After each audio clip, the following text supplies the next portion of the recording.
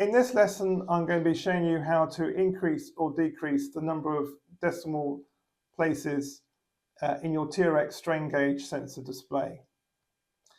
If you press and hold the left and right arrow keys, you can increase or decrease it. So I'm going to show you how to do that. So press and hold for 1 second.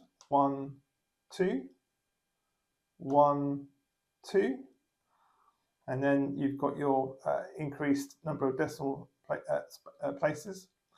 And then if I want to decrease it, just to repeat on the other arrow, 1, 2, 1, 2.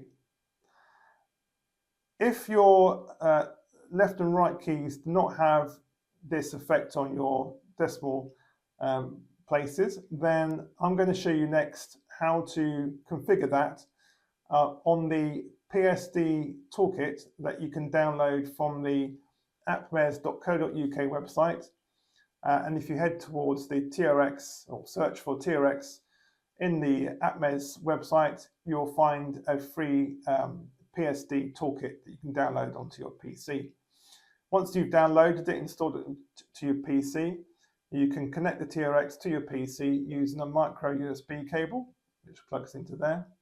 And the rest of this video is going to show you how you configure the TRX so the soft left and right can increase or decrease the number of decimal spaces on your sensor display.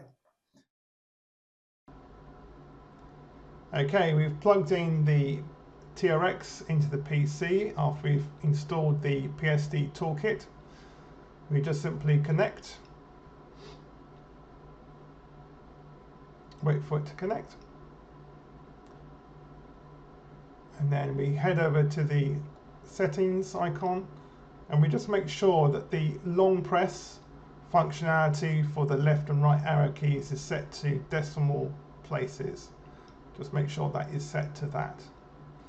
Okay, right, that concludes this lesson about how to change the decimal places on the TRX using the left and right arrow keys.